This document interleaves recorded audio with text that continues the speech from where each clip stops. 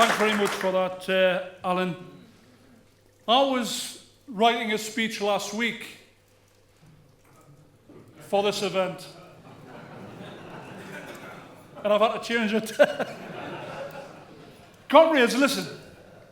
It's an absolute delight to once again be here at the FBU conference and address what I believe is one of the finest trade unions in the UK. I'm proud, and I always have been proud to be associated with your union, and I was delighted to receive the support of the FBU at the last general election. Not only the financial support, but the bodies on the streets, which was very important, because there was FBU members in my constituency of Wansbeck which came out and helped canvass and helped deliver leaflets, hoping that we would be successful at the general election. So thanks so much for that from the FBU. And before I move on, I think it's important just to recognise the work that many MPs have done on behalf of this great union, who sadly got booted out of office, as Dennis Skinner would say, like a dog in the night, mainly in the Scottish area. Some of these supporters, MPs in Parliament, have been fantastic representing the FBU. Chris Williamson, Ian Davison, Katie Clark, Michael Connerty, and others who left because of retirement reasons. You know, we've got a great group in Parliament. And thanks to Simeon and Richard and the whole team, the FBU's got a very strong voice in the Commons.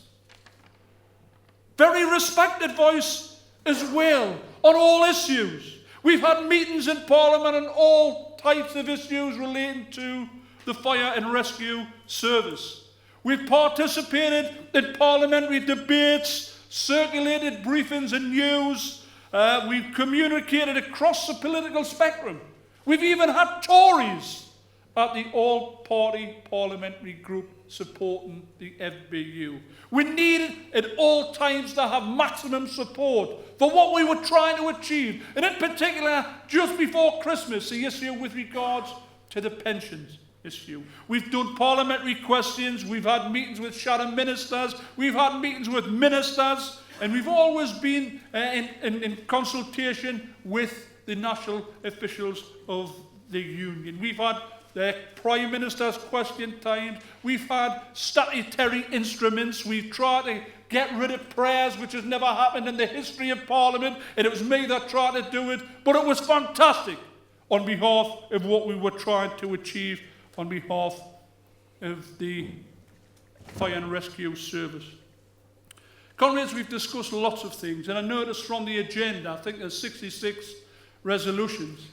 And I've seen some fantastic things. This union should be very proud of the wide and varied motions which it got on the agenda this week.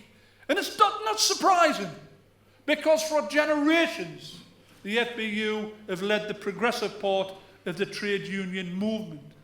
And I'll never forget the support the FBU gave the National Union of Mine Workers over 30 years ago.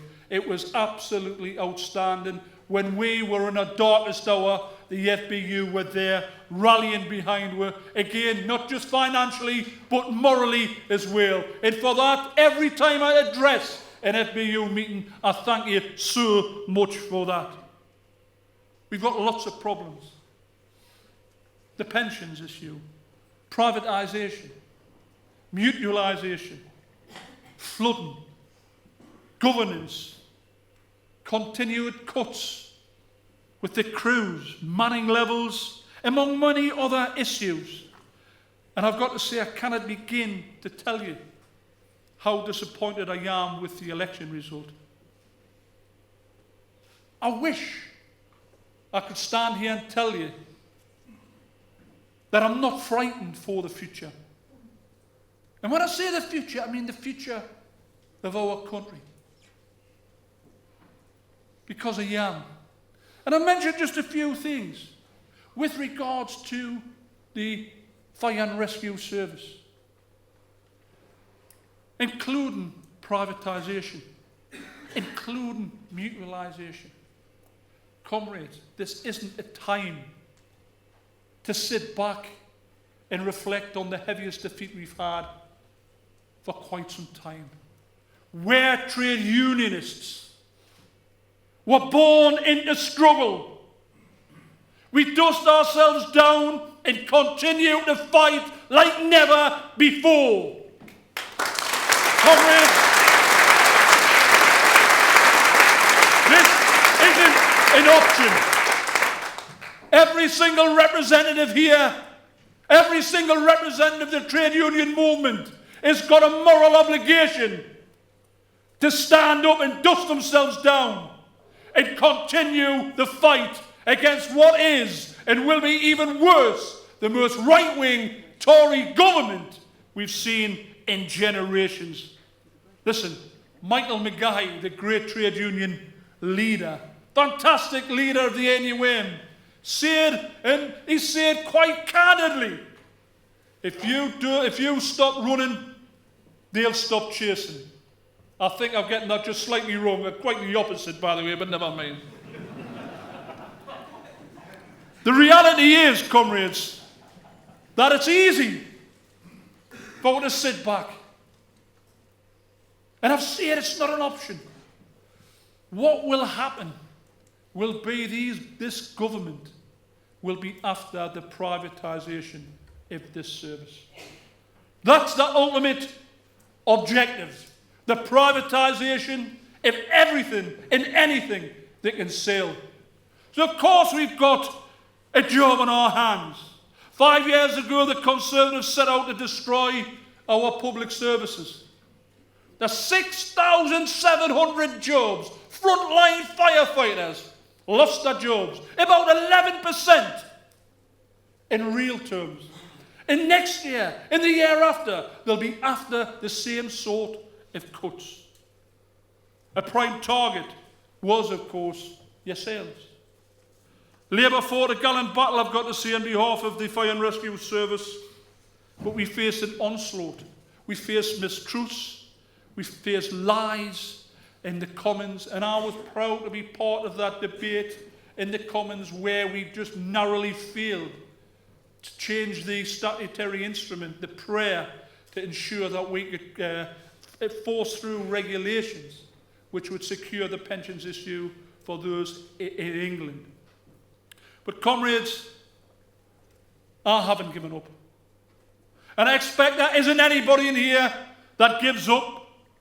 The PLP will continue to fight for justice for the comrades up and down the country. Anybody who's got problems, we'll be there to support you. It's so important. Yes, of course, we're down, but we're not out. We've been in many difficult situations before. That's what this union and that's what the trade union movement is about. It's born into struggle. Once we've won something on our behalf of our members, that's not the end of the job. It's what we can gain further and further and further. So we cannot sit back and never sit back on our laurels. So comrades, the Labour Party, we've heard a part of the inquest. We've heard representatives saying that the party was too left-wing. Too left-wing, and when we move to the left, we lose elections. What a load of bollocks. The party was not in any way left-wing at this election.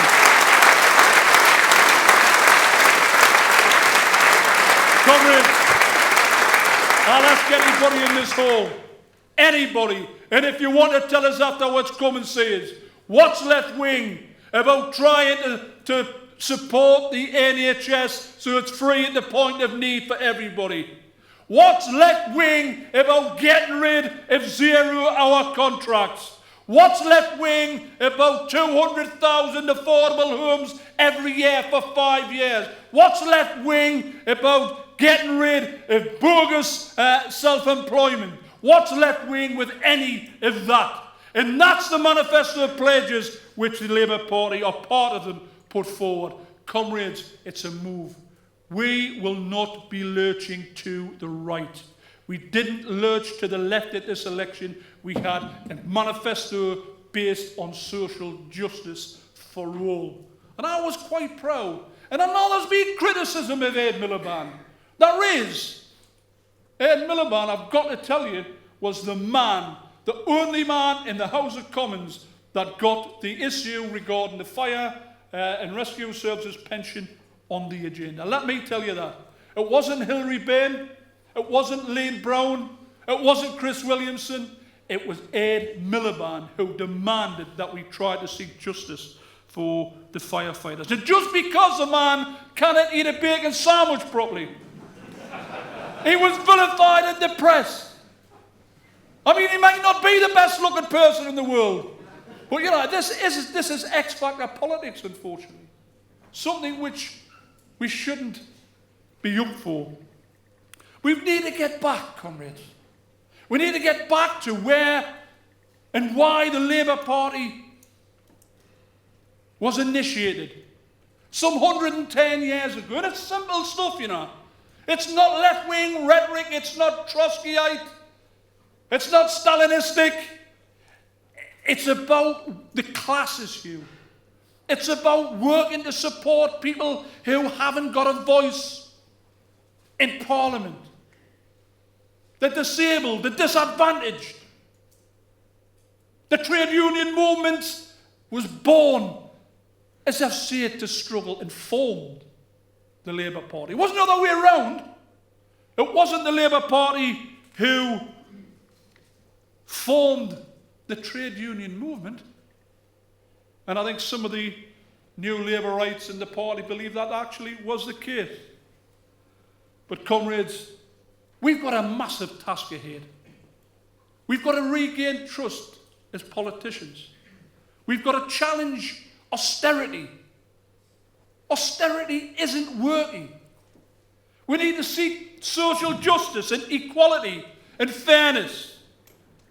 Oppose privatisation and mutualisation, as I mentioned before. Value our public sector workers with better wages, terms and conditions.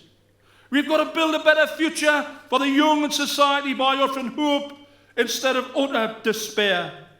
We've got to have enhanced workplace protection with the repeal of anti-trade union legislation. Comrades, this was within our grasp only 6 days ago. And we are facing difficult times ahead. We're looking down into the Tory abyss. The government, let me tell you, are rubbing their hands gleefully at the opportunity of hammering the trade union movement. And indeed impacting upon the democratic process in the meantime. We haven't got many options other than to stand up and fight back. We need to be proud of what we represent and the people who we represent, but listen to what they've got to say. We need to strengthen the resistance against the attack from the right and stiffen our resolve to ensure that our members get the best we can possibly achieve for them, and more, of course. As the banners of the trade union movement quite proudly sound out, unity is strength. The trade union movement, in my view, comrades, is the beating heart and the social conscience of the Labour Party. Your great union, the FBU, belongs to this great movement. It belongs in the Labour Party. We're one and the same with the same visions, and we need to make sure we're best together, stronger together, on the front foot, attacking the common enemy. Comrades, we want a better and a brighter future for all. And I'm going to give you this commitment. Till the last breath in my body, I'll support the working classes in today's society and support the fantastic union, the Fire Brigades Union. Comrades, it's time to organise, not mourn. Thank you very much.